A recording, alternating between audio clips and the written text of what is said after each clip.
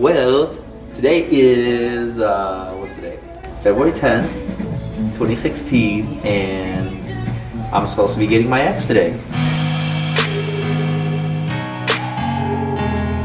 Alright. Oh, nice.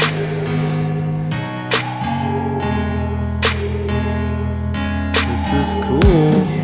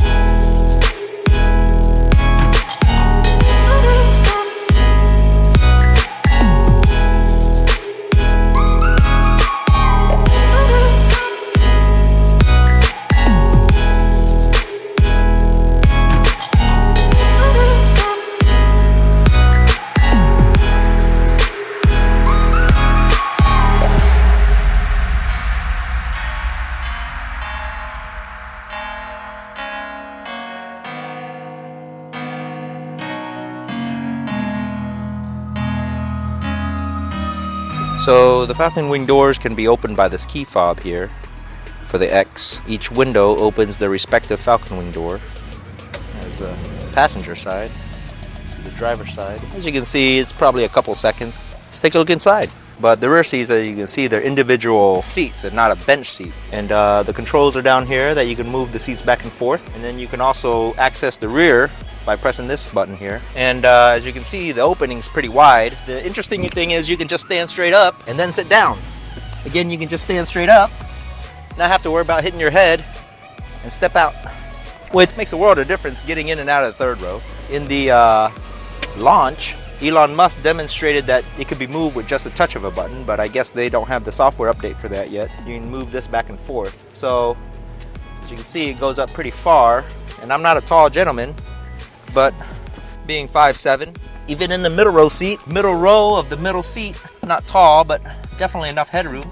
And getting in is still pretty comfortable since there's no floorboard or no bump in the middle of the floor here. And definitely enough leg room. And if we were in a bind and people wanted to use their cup holders, I could still sit here. Obviously, they're not in the best of places. And the seat's not all the way up, but we can sure make it go up even further, even to this one. So as you can see, there's AC in the rear there. Every passenger seems to have their own AC vent, one in each pillar here. It's a separate rear HVAC system that controls these rear AC vents. So here you see the rear spoiler. It is adaptive. So once I lock the door, you can see the mirrors will close and the spoilers will close as well. If the side view mirrors are in use, the spoiler will be up in its functional position, whether it's for aerodynamics or increased visibility. Again, just like the S, the mirrors don't come out until you physically open the door. And so the X's mirrors are still retracted until you physically open the door, and then the mirrors come out and the spoiler again comes up.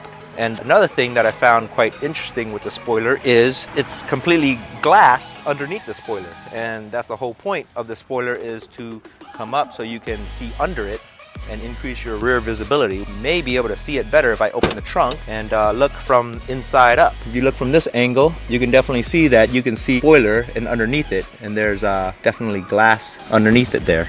As you can see here, the X door does not have retractable door handles. In the S, when you walk up to the car, the door handles auto present. In this car, the whole door auto presents. So when you're walking up to the door, it just opens itself for you.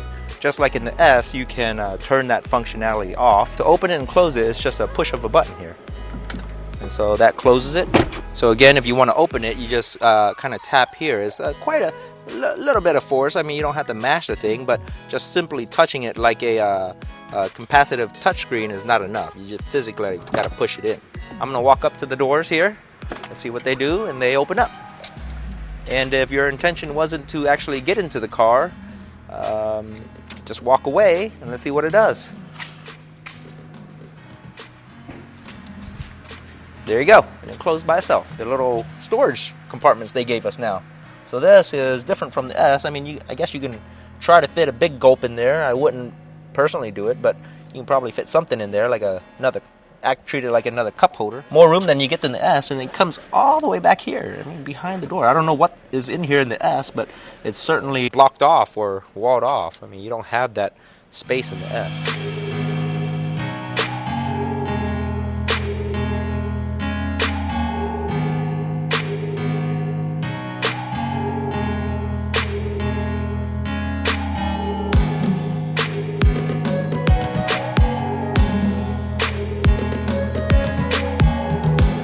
From the axle is what I'm talking about. So these are lined up exactly on this same line here. The axles are lined up pretty much evenly to this divider in the concrete here.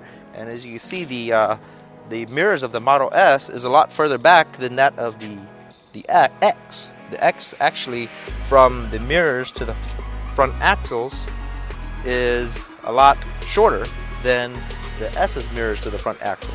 And I find that interesting because I always wondered how they fit a third row of seats into the X, and basically they brought the front row seats forward. So they made the front row seats closer to the front, giving you more middle row seat, and then therefore giving you a little more rear row seat. Whenever you're looking at the X and the S, both here, which nose is further up, which car is longer when the axles are parked in the same area.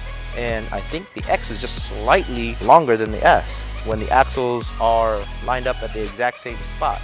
And I compare axles because these cars are built on the same chassis, and that's why I use that as a point of reference.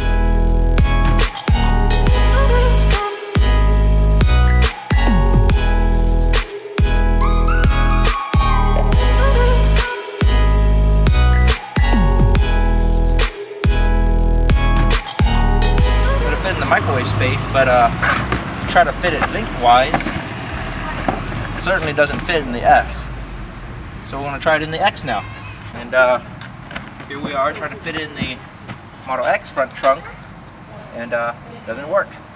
Now we're going to try smaller luggage.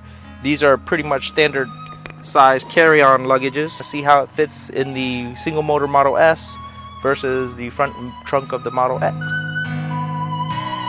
In the S, as you can see, I couldn't fit these side by side easily. Had to cheat a little bit, and here it fits pretty nicely.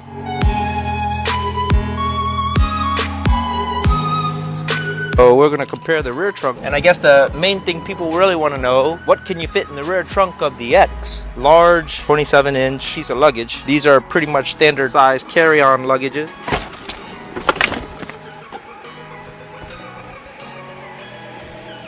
And it should close fine, and there it goes. And let's compare this to what I think is comparable to the S, which is the footwell of the third row seat.